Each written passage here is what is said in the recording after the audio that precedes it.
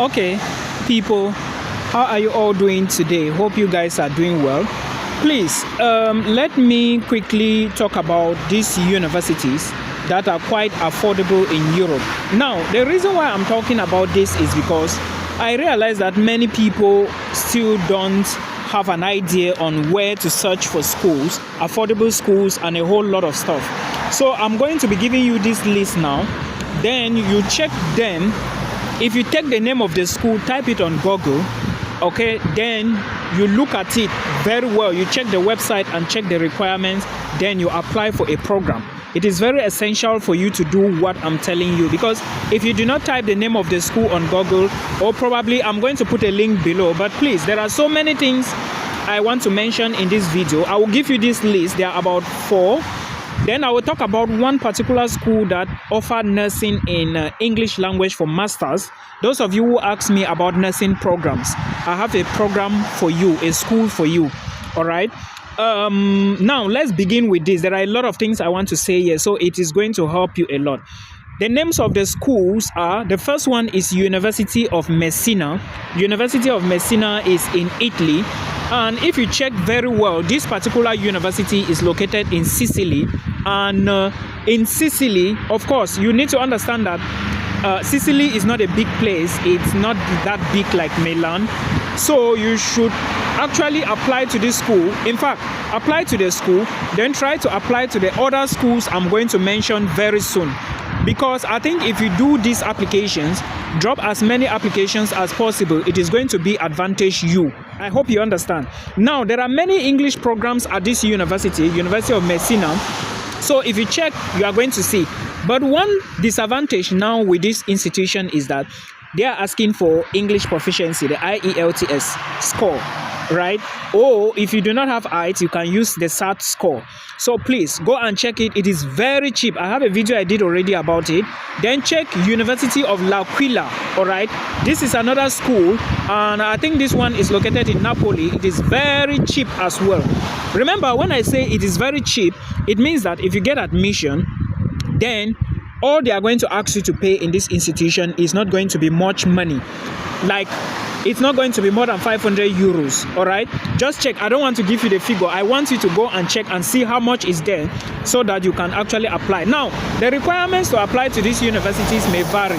But like I said, some would be more specific on you supplying IELTS. So for those people who already wrote their IELTS exam already, it is advantage you. So please check them and apply. Some of them are open now, some are not open, so their application is still to start, right? Now, after L'Aquila, we are going to talk about Macerata. I have a follower on here who already got admissions to the University of Macerata. So please, congratulations to you. She's from Nigeria. And to those other people who are struggling financially, these are cheap universities you should apply. All right, check them and apply. This one is located around the south of Italy, somewhere around the south. So check it out. Now, for the university that offers bachelor's programs in English, let me explain the details to you. I actually wrote it down here. Now, the name of this school is called University of Palemo. At the University of Palemo, you are going to find a lot of degree programs. Okay, now these degree programs, you might not see something in English at bachelor's. I said might, which means that you will still see some programs. It must not be at the University of Palemo. It can still be at the University of Macerata.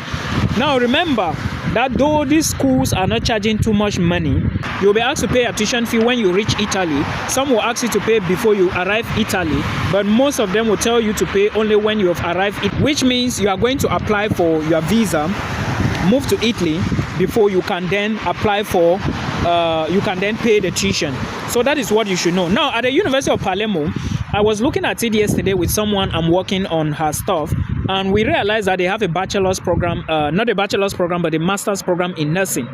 Now, why did I explain this here? Why am I bringing this information here? To those of you who have been asking me, Milton, I want a nursing program, I want to apply, but mind you, when you click the link and go to the website of this university, they might even ask you to submit IELTS. These people, I'm telling you, there are 2 of them and they already wrote the IELTS exam.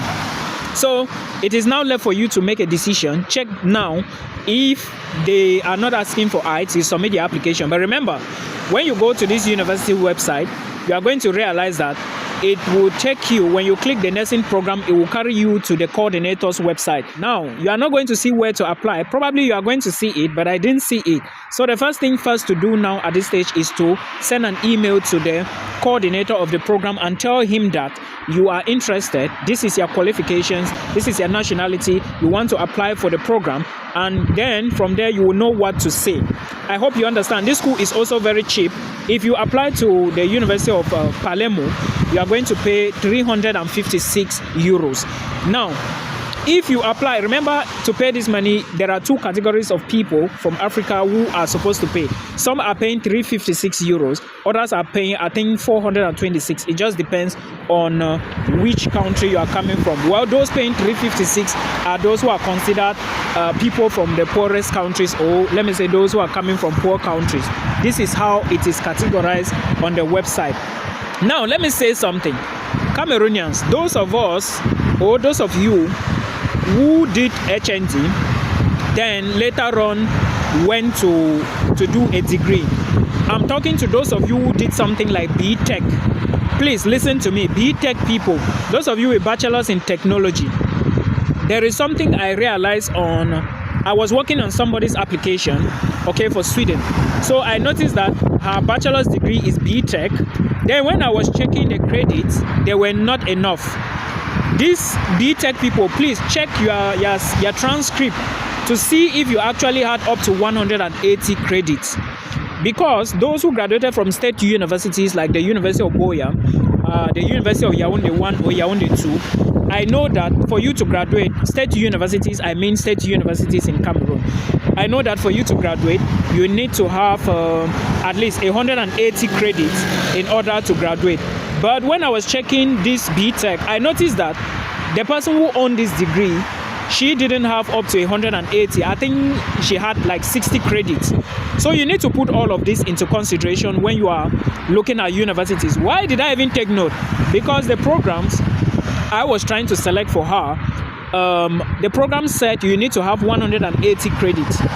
Then I was now forced to check the credits to see, because remember, I always tell you people that checking requirements on school websites is one of the most important things you can do in order to scale through with your application or to apply and get admission. Most people do not check these requirements. At the end of the day, when they apply, they don't get admission, and after that they will start blaming village people. No, before you apply to any school, please try and check to see if the requirements they are asking of you actually have the requirements. So now it came to my notice, because before someone told me about this and I didn't realize. It's just today that I was checking.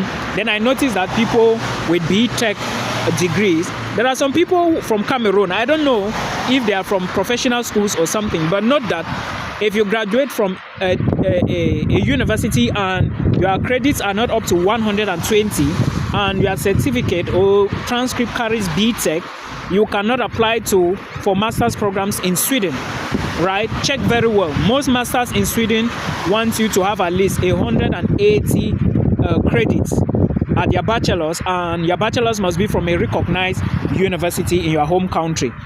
So please put this into consideration. This is for those of B.Tech. Then those of you who want to apply to Austria as well, please remember that for you to apply to Austria, you need to legalize your credentials. It is not going to be an easy task. Of course, I understand. Remember, money is involved. So before you start making a decision that you want to study in Austria, make sure you have legalized your documents, use the proper methods of legalization, and make sure the documents are in good shape. All right, legalization takes a lot of time. I think 3 to 6 months. I know someone who haven't gotten the documents back after submitting them at VFS Global. So if you want to start the process now, the first setback is that appointments are not available. The second is that when you give them to the embassy or VFS, you have to wait for like 6 months. From now, 6 months from now will be like June, right? Are you going to be waiting? Before you even receive the documents, admissions will be closed. So you need to put all of these things into consideration. this is what I have for you now.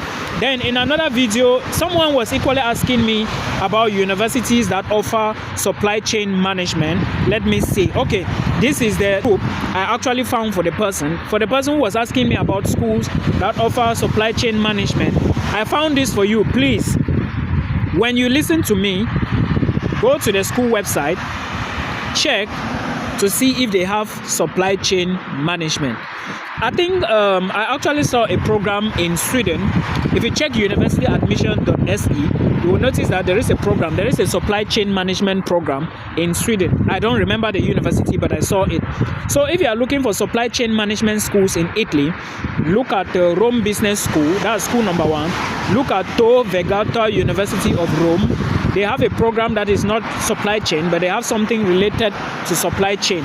Then look at the University of Genoa. They have safety engineering. Safety engineering is related to supply chain. Then look at the Graduate School of Business in Italy.